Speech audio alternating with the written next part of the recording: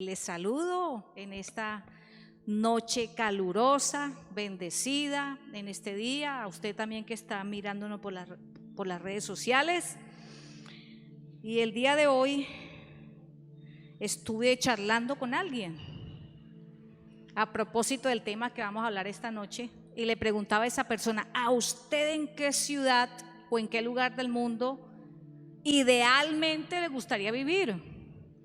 Y esa persona me respondió: bueno, a mí me gustaría vivir en una ciudad de Alemania que es famosa por ser la ciudad más tranquila y menos ruidosa del mundo. Está prohibido hacer ruido. Y pues yo misma me hice la pregunta: ¿dónde me gustaría a mí vivir? Y yo dije, bueno, si hablo de Latinoamérica, hay un país donde a mí me gustaría vivir por varias razones. Es la República del del Uruguay. La República del Uruguay tiene varias características buenas para uno vivir.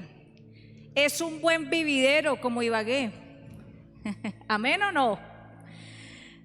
¿Usted es ibaguereño o vive en Ibagué? ¿Es un buen vividero? Amén, lo creemos. ¿Qué condiciones tiene la República del Paraguay? Bueno, en primer lugar, no hay desempleo. En segundo lugar, los empleos son bien remunerados. En tercer lugar, todo el mundo puede acceder a la educación que quiera de manera fácil y muchas veces de manera gratuita. Y fuera de eso, el cristianismo allá es abundante, ha progresado en muchas iglesias cristianas. El gobierno no se opone a los cristianos. Entonces, es rico vivir allá. Tengo un amigo que es enfermero jefe y mientras él estudiaba su carrera, trabajaba en un hospital y le valían esa práctica como la práctica de la carrera y fuera de eso le remuneraban muy bien. Qué rico vivir allá, ¿cierto? Pero vamos a leer entonces el contraste de esta noche. Apocalipsis capítulo 2, versículos 12 al 17.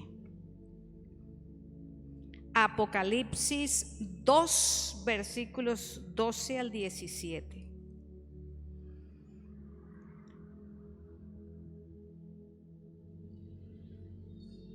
Dice: escribe al mensajero de la iglesia de Pérgamo.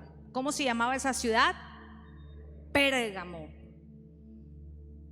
Esto dice el que tiene la aguda espada de dos filos, es decir, el Señor Jesucristo.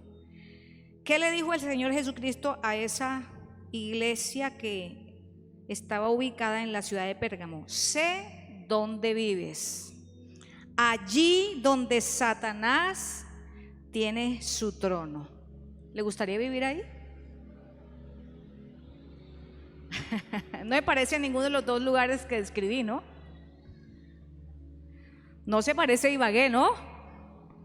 Sé dónde vives, allí donde Satanás tiene su trono. Sin embargo, no negaste tu fe en mí, ni siquiera en los días en que el hermano Antipas, mi testigo fiel, fue asesinado en esa ciudad donde vive.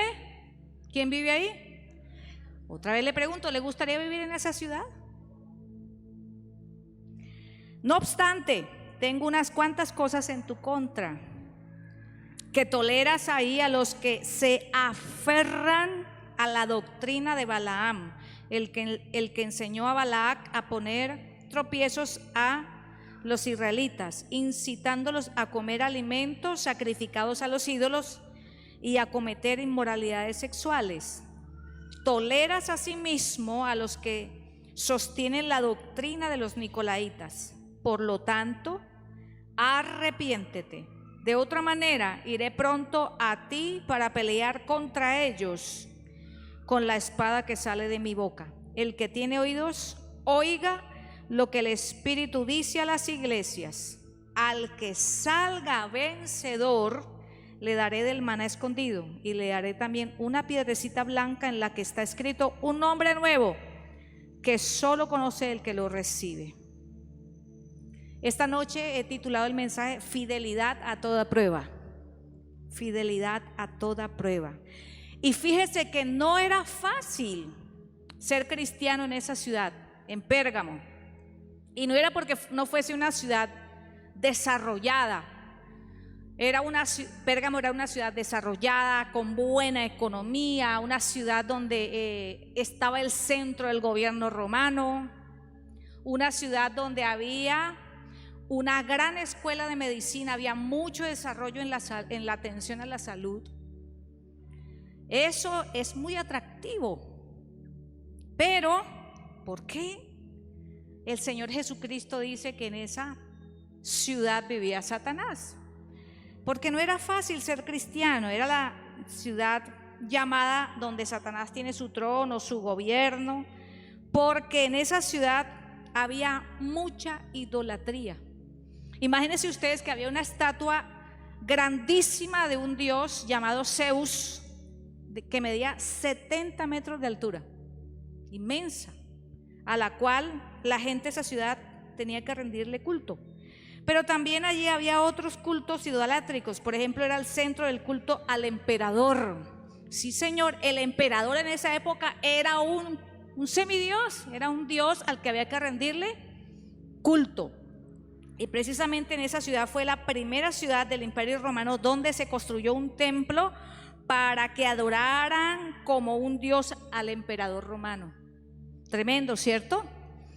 Además era la ciudad del centro del culto a Esculapios. Yo tengo mucho que ver con él, porque Esculapios era el dios de la medicina y estaba representado por una vara con dos serpientes, exactamente, cuyo símbolo siempre ha representado para los cristianos la serpiente. ¿A quién? Pero no solamente por ese dios, sino por la cantidad de dioses falsos que se adoraban en esa ciudad. Por eso Juan dice que esta ciudad era gobernada por Satanás. Pero lo bonito de esta iglesia de Pérgamo y que debemos imitar es su fidelidad en medio de la persecución por causa de Cristo. Fíjese usted que allí en el versículo 13 dice: no has negado mi fe. No has negado mi fe. En esa ciudad los creyentes, los cristianos, habían sido obligados a negar su fe bajo pena de muerte. O adora al emperador o se muere. Esa era la ley, porque había que adorar al emperador. Era una orden gubernamental. Entonces los cristianos en esa ciudad tenían que decidir si eran fieles al Señor o no. Por eso pone de ejemplo a un hermano que se llamaba ¿cómo se llamaba el hermano que aparece allí? Antipas, mi testigo fiel, dice ahí el Señor, fue asesinado. Mi testigo fiel que fue asesinado. Antipas significa uno que va contra todo. Tiene un nombre clave.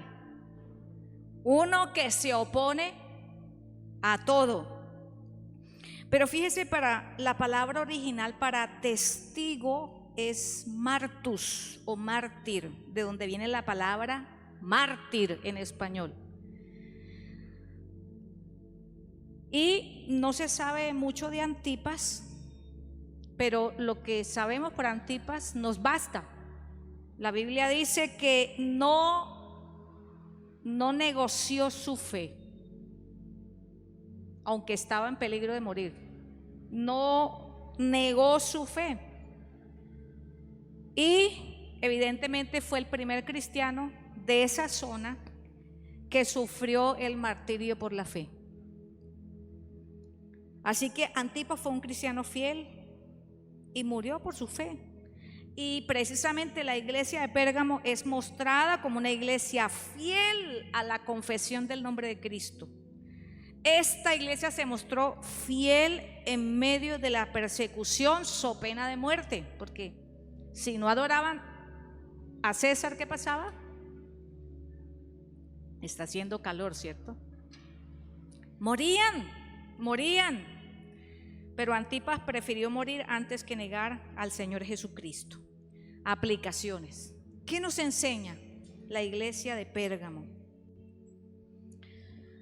Y Antipas, representante de la iglesia de Pérgamo, que podemos ser fiel a Cristo en cualquier circunstancia, aunque usted y yo vivíamos en un ambiente satánico. Qué rico vivir en Uruguay, ¿cierto? La iglesia no es perseguida, hay prosperidad por todas partes, usted no tiene dificultades para ser cristiano. Pero qué lindo que el Señor nos enseña que aunque usted viva donde Satanás tiene su trono, usted puede ser un cristiano con fidelidad a toda prueba. A toda prueba, sí, Señor. Y fíjese que a veces nos parece más fácil ser cristiano en otro lugar diferente al que el Señor nos ha puesto. Piensa en el lugar donde Dios lo ha puesto. Cuando hablo del lugar me refiero no solamente al vecindario donde usted está, a la familia donde usted nació y con la que comparte todos los días. Puede ser al trabajo donde usted está, puede ser la ciudad donde usted está, puede ser el ambiente estudiantil donde usted se mueve.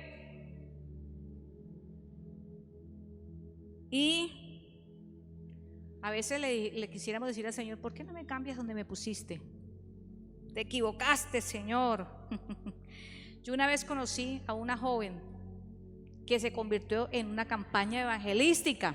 Yo recuerdo a esa joven, ella era periodista y trabajaba en un periódico secular X, llámese El Tiempo, llámese La Patria, llámese El Espectador. Y lo primero que hizo esa muchacha después de convertirse fue renunciar a ese trabajo en el periódico El Tiempo, porque allá tenía compañeros que eran vulgares. Decía ella: no, es que allá eso arrean la madre a toda hora, allá no hacen sino invitarme para discotecas, para moteles, a tomar trago. El jefe es una persona mala que me obliga a colocar notas mentirosas ahí en el periódico, cosas que realmente no son para poder vender el periódico. Y se cambió a un periódico más pequeño, un periódico cristiano. Me pareció tan raro salir huyendo de donde Dios le había puesto para dar testimonio, como Antipas, el testigo fiel. Así que, mi querido hermano, cuanto más difícil sea ser cristiano donde usted está, lo primero que usted tiene que hacer es permanecer fiel ahí donde Dios lo ha puesto. Ahí en ese trabajo, ahí en esa familia, ahí en ese vecindario, ahí en ese ambiente de estudio. Porque el Señor le pidió al Padre Celestial en Juan capítulo 17: Señor, no pido que los escondas del mundo, sino que estando en el mundo los guardes de que el mundo no los contamine. Pero Señor, déjalos en el mundo, porque somos la sal de la tierra. Amén. Si los cristianos de aquella época hubieran huido cada vez que se les presentaba un compromiso difícil, es decir, el compromiso de defender su fe en cualquier circunstancia dura, yo creo que el evangelio no se habría extendido, no estaría la iglesia cristiana hoy aquí. Porque encerrado uno en un monasterio, ¿cómo le puede predicar a la gente que necesita escuchar de Cristo? Con la propia vida, antes que con las palabras. Recuerde que el ejemplo del Señor Jesús era primero hacer y luego decir. Primero hacer y luego predicar. No habría existido un mundo para Cristo, no habría existido la iglesia hoy. Dios te puso allí donde tú vives, donde tú trabajas, lo repito. para que seas fiel cristiano y conquistes a los que están en ese lugar con la fe puesta en el Señor. Amén. El amor a Cristo y una firme fe en Él te va a ayudar a ser un testigo fiel, aún bajo peligro de la integridad personal. Porque el Señor nos dijo en 1 Juan 5:4, esta es la victoria que vence al mundo. Cuando dice vence al mundo, quiere decir las amenazas que el mundo hace contra la iglesia. Nuestra fe, dice 1 Juan 5:4, esta es la victoria que ha vencido al mundo, nuestra fe. Nuestra fe en la iglesia primitiva, ser testigo y ser mártir era la misma cosa. El testimonio en aquella época conllevaba muchas veces el martirio, y hoy sigue siendo igual. Quizá no te van a llevar a fusilarte de 4 tiros, pero sí vas a quedar muerto. No van a querer saber nada de ti cuando tú te paras en la raya como creyente, y vas a perder amistades, te vas a morir para ellos. Van a hacer de cuenta que usted ni existe. Eso es como si uno se muriera. Yo recuerdo que cuando me convertí al Señor prácticamente me morí para mis amistades, para algunas de mis amistades, no todas, pero para muchas de mis amistades me morí cuando me paraba en la raya en mi fe. Para mi familia me morí, y cuando vine a servirle al Señor, ahí sí que peor, me morí literalmente para ellos. No había llamadas, no había cartas, no había nada, porque para ellos era una vergüenza que en vez de yo ser una ilustre doctora famosa en Colombia, fuera una pastora y una predicadora del evangelio. Pero hermanos, no olvide, fidelidad a toda prueba, fidelidad cuando vienen los momentos de persecución, de oposición, porque mostramos nuestra fe en alto. Y segundo, para terminar, versículos 14 y 15. Unas cosas tiene el Señor contra la iglesia. El paganismo de Pérgamo no solo involucraba los ídolos que les mencioné, el dios de la medicina, el culto al emperador, sino que también incluía prácticas inmorales al rendirle culto a esos dioses falsos. Por ejemplo, había dioses, un dios masculino que se llamaba Dionisio y una diosa llamada Afrodita. Esos cultos involucraba que el que rendía culto se involucrara en relaciones sexuales para rendirle culto. Ese era el homenaje que se le rendía a esos dioses. Y en los versículos 14 y 15 el Señor Jesucristo le reprocha a la iglesia por su tolerancia hacia algunos cristianos que se aferraron a 2 doctrinas que no eran correctas ni bíblicas. La doctrina de Balaam, dice allí, ¿cierto? ¿Y la doctrina de quién más? A ver si usted lo descubre, usted que está ahí en la casa, versículos 14 y 15. ¿Cuál es la doctrina de quién? De Balaam y la de los Nicolaitas. Esas 2 doctrinas erradas.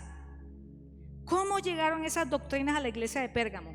Como llegan todas las doctrinas erradas a las iglesias, cuando falsos maestros se les permite enseñar sus errores, y no necesariamente esos falsos maestros tienen que estar en un púlpito enseñando públicamente. Pueden tomar personas aparte, hacerlas sus amigas, llamarlas por teléfono, enviarles mensajes de texto, invitarlas a reuniones privadas y esparcir sus doctrinas erradas, propias, nacidas de su propio pensamiento, de su propio corazón, que no tienen nada que ver con la Biblia.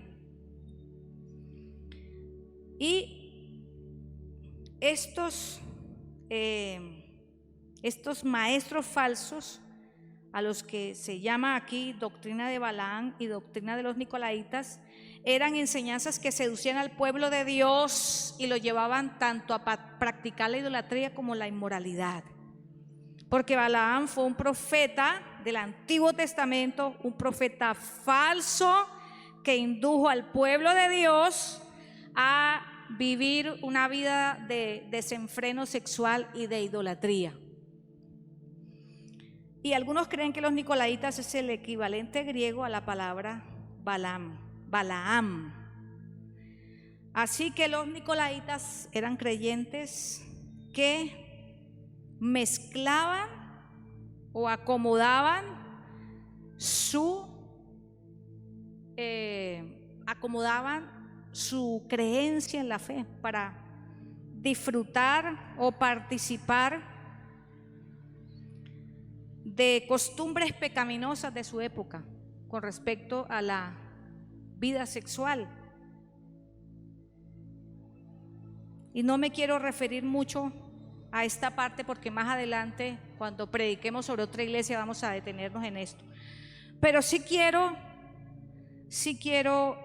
que quede claro esta noche que el Señor se opone a todos los que quieren establecer la inmoralidad como un estilo de vida deseable dentro de la iglesia.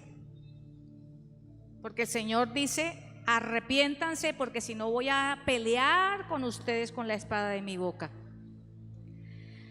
¿Y cuáles son las aplicaciones? Lógicamente, dentro de la iglesia todos venimos con problemas, todos venimos con dificultades, con pecados, y todos tenemos que ayudarnos entre todos, ¿cierto? Llevar la carga los unos de los otros, edificarnos unos a otros. Y es necesario que se dé todo eso en la iglesia, pero tenga cuidado cuando usted esté tratando de hacer ese tipo de acciones, de edificar a otras personas, de orar con esas personas, de participar en prácticas que pudieran convertirse en inmoralidad. Por ejemplo, ¿a qué me refiero? Me refiero a dos casos que recuerdo, los pongo de ejemplos, como fueron hace tiempo y en otras iglesias puedo hablar con libertad aquí. Un caso recuerdo en los años 90, la iglesia de Cristo en los años 90 en Colombia fue infiltrada o trató de infiltrarse con un pensamiento, con una enseñanza que la masturbación no era pecado, que eso era algo totalmente normal, aceptable, que había que aceptarlo en la iglesia. Y yo recuerdo que estábamos en una reunión de líderes y un líder de jóvenes se paró y dijo: no, a mí me parece que eso no es pecado, eso es normal, porque se lo prohibimos a los jóvenes en la iglesia, eso es bueno, eso es sano, lo necesitan.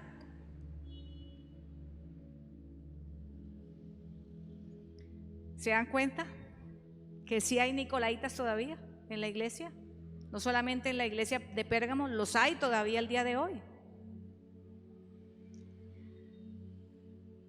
Ese fue más osado porque lo hizo públicamente.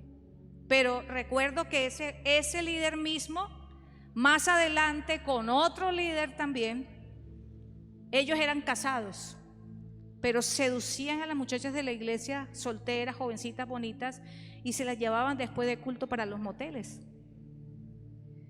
dentro de la iglesia. Cuidado con esto. Y por supuesto, a veces hay hermanos que dicen: no, pero el amor de Dios, ¿cómo los vamos a echar de la iglesia?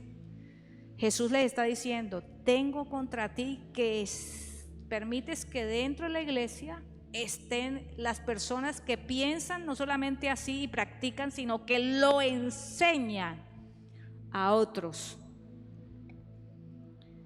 Y recuerdo también, estando en un retiro de pastores hace muchos años, y se paró una pareja de pastores diciendo que la pornografía era buena para hacer terapia a los matrimonios que se les había enfriado la vida sexual, que eso era bueno, que había que recomendarles eso a los hermanos de la iglesia, a los pastores, a las parejas pastorales que estuvieran pasando, porque eso estimulaba la vida sexual de las parejas. Y recuerdo que hoy su vida está destruida por la inmoralidad, su ministerio está destruido por la inmoralidad, y esa iglesia fue dañada por esa forma de pensar, por esas enseñanzas nicolaitas y balámicas. Todavía existen los balamitas, todavía existen los nicolaitas en la iglesia. Así que es posible, ¿cierto?, que tengamos discrepancias en la forma de pensar en la iglesia, que unos dicen que no hay que usar pantalón, que otros dicen que las mujeres no nos podemos cortar el cabello como lo tiene la pastora Mabel, pero eso son cosas menores. Pero en la iglesia nunca se puede permitir la herejía y la inmoralidad. Amén. Así es. Como conclusión, el versículo 16 dice: por lo tanto, arrepiéntete, de otra manera iré pronto a ti para pelear contra ellos con la espada que sale de mi boca. Y sabemos que la espada que sale de la boca de Cristo es su palabra, porque en otros textos bíblicos como Hebreos capítulo 4, 12, Efesios 6, 4, dice que la palabra, la Biblia, es la espada del Espíritu.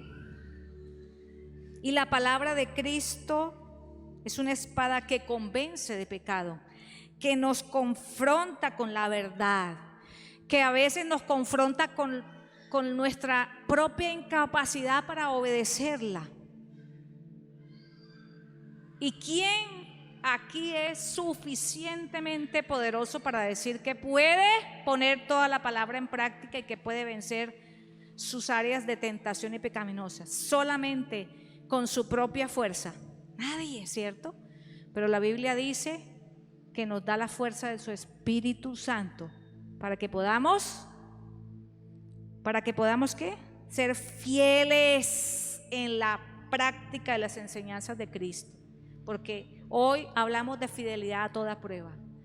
Él nos da el poder de su Espíritu, porque no podemos por nosotros mismos solos cumplir lo que la Biblia nos pide, cumplir lo que Dios quiere para nuestra, sobre todo lo que nos conviene, porque eso nos conviene y nos hace bien cumplir la palabra.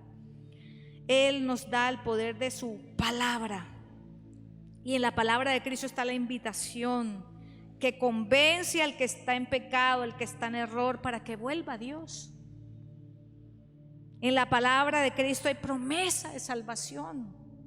Por eso es la espada de dos filos. Hay seguridad de que solamente en el nombre de Cristo hay salvación. Y por último, la palabra promete, dice: el que tenga oídos, que oiga lo que el Espíritu dice a las iglesias. Al que salga vencedor le daré del maná escondido. El Señor está prometiendo que quienes ¿venzan qué? El temor de ser perseguidos por causa de Cristo. El Señor está prometiendo que quienes venzan, no dejándose seducir de doctrinas que conduzcan a la inmoralidad, tendrán un premio: participar del banquete en el cielo, el maná escondido. Así que esta noche yo quiero orar por usted para que el Señor nos permita tener esa fidelidad a toda prueba.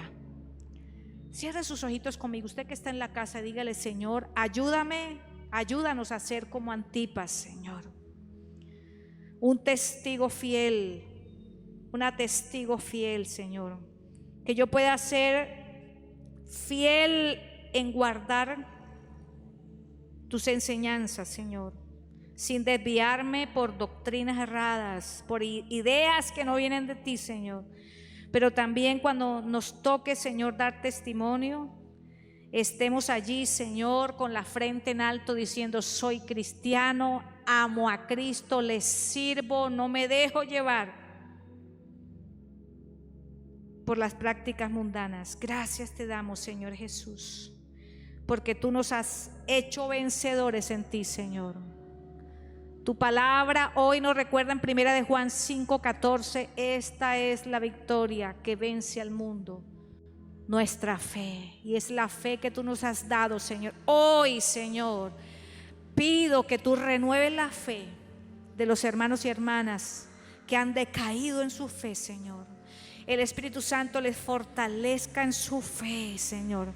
Y a quienes no han tenido un compromiso con Cristo todavía, que no son cristianos, Señor, tú les permitas tener la fe que viene de ti, Señor. No esa fe que conocemos todos los colombianos, esa fe que se apaga rápido, esa fe que con cualquier circunstancia, Señor, nos aparta de ti, sino la fe que viene de ti, Señor, que nos hace fieles seguidores de Cristo. Que esa sea la fe que tengan los amigos que esta noche están aquí, Señor.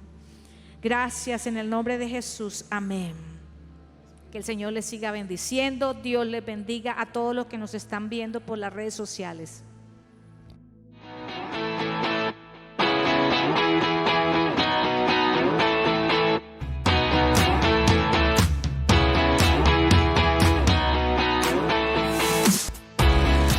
Existimos para adorar, para atraer a las familias a Cristo. Somos una iglesia que se apasiona, una iglesia viva, Catedral de Vida.